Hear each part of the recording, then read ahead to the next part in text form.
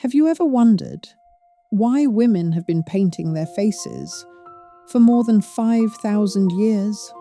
Not for fashion, not for social media, not even for beauty. The very first makeup wasn't created to make people look attractive. It was created to protect them from the blazing desert sun, from disease, from evil spirits. Long before lipstick, before mascara, before luxury cosmetic brands, people were already crushing minerals, burning plants, and mixing oils to transform their faces. Every civilization believed beauty meant something different. Some wanted to look like gods. Some wanted to display wealth. Some wanted to appear younger. Others simply wanted to survive. And as history changed, so did the face of beauty. This is the story of makeup through time.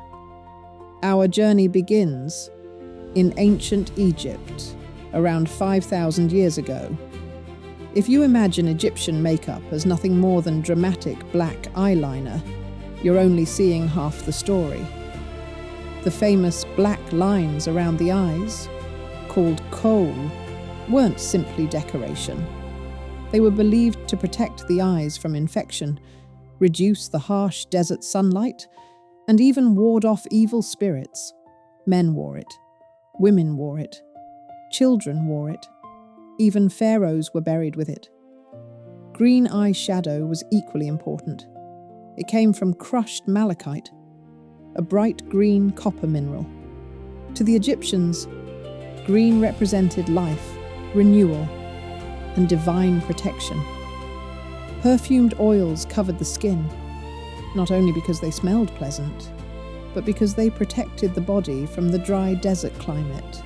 Beauty, medicine, and religion were impossible to separate. To an Egyptian, putting on makeup each morning was almost a sacred ritual.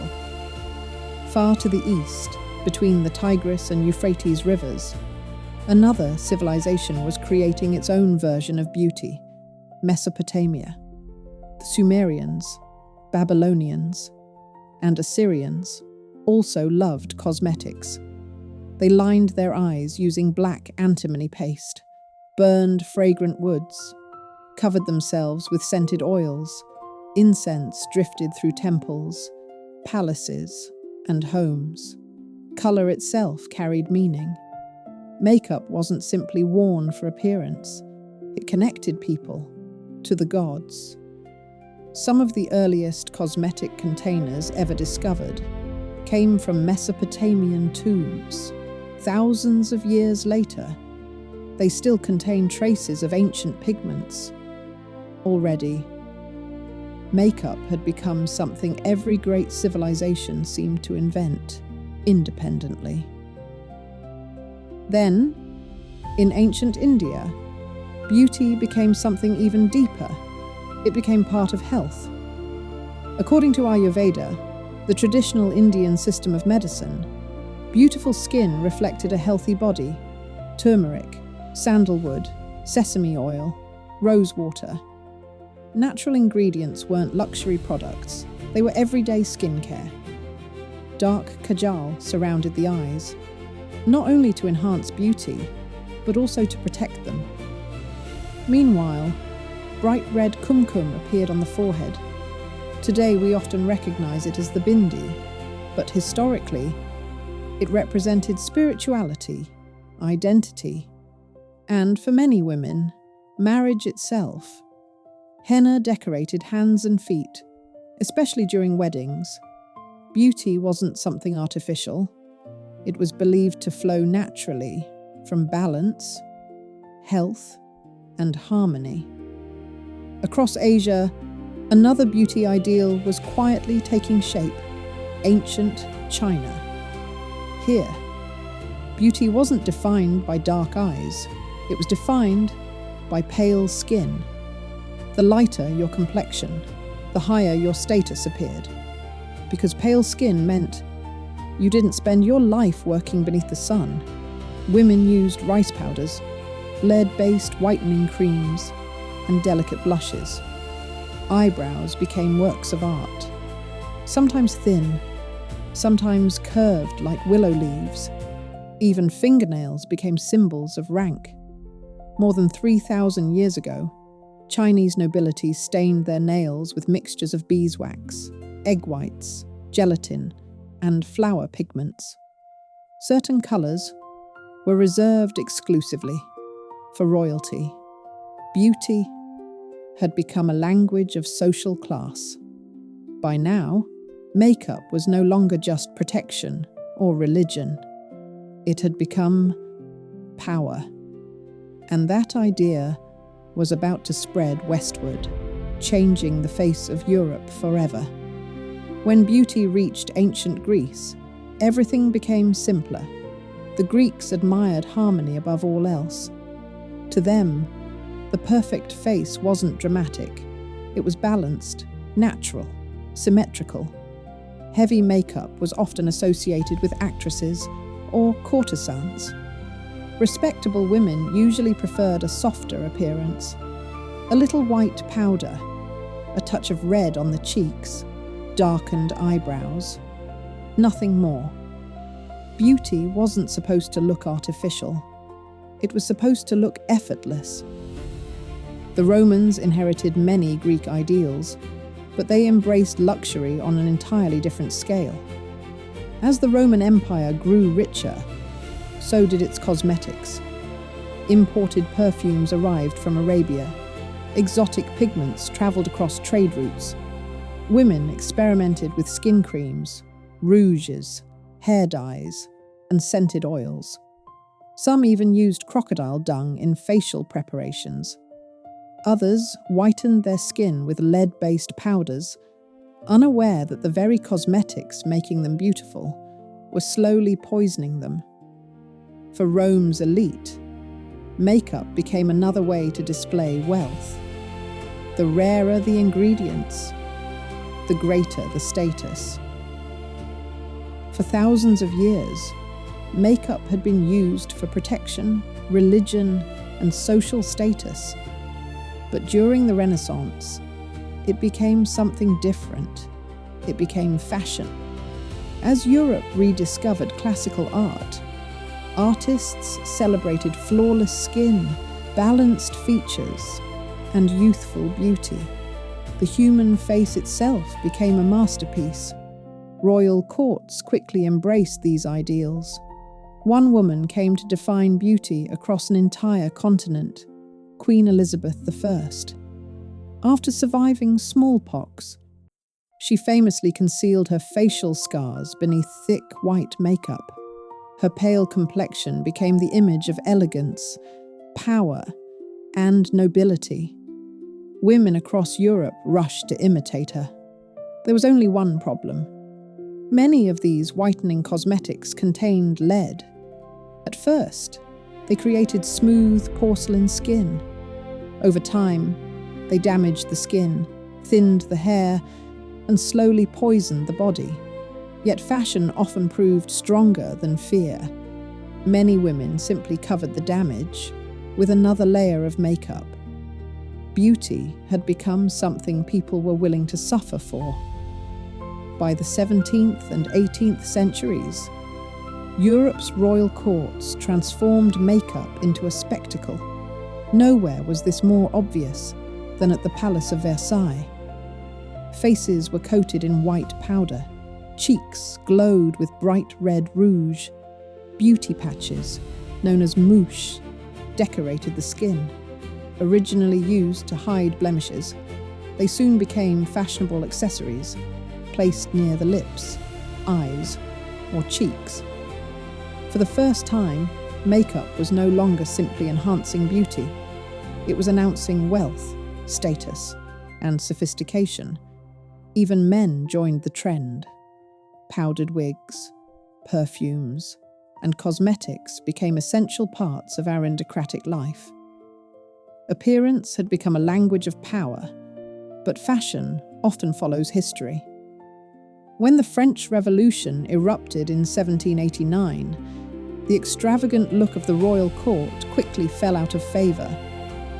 Heavy powder and dramatic rouge became symbols of a world that had collapsed, almost overnight. Europe turned away from excess and embraced simplicity once again. The 19th century introduced another dramatic shift.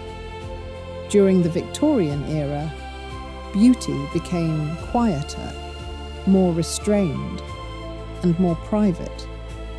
Obvious makeup was often associated with actresses or women considered socially improper.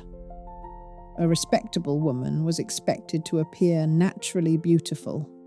That didn't mean cosmetics disappeared. Women simply learned to hide them.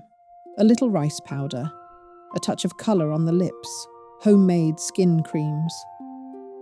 The goal was no longer to look painted, but to look effortlessly perfect. Ironically, the less visible the makeup, the more successful it was considered. Yet behind the scenes, the cosmetic industry was quietly changing. Factories began producing beauty products on a larger scale. Photography created new beauty standards. Stage performers relied on stronger cosmetics beneath artificial lights. Without realizing it, the world was preparing for the biggest transformation makeup had ever experienced. It wouldn't begin in a palace or a royal court. It would begin on a movie screen. The 20th century changed makeup forever. For the first time, beauty was no longer shaped by queens or aristocrats. It was shaped by Hollywood.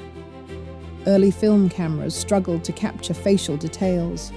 Actors needed stronger foundation, darker eyes, and more defined lips, so their expressions could be seen on screen. Cosmetic companies quickly adapted. Products became safer, more consistent, and easier to produce on a massive scale. Lipstick tubes, modern mascara, commercial foundation.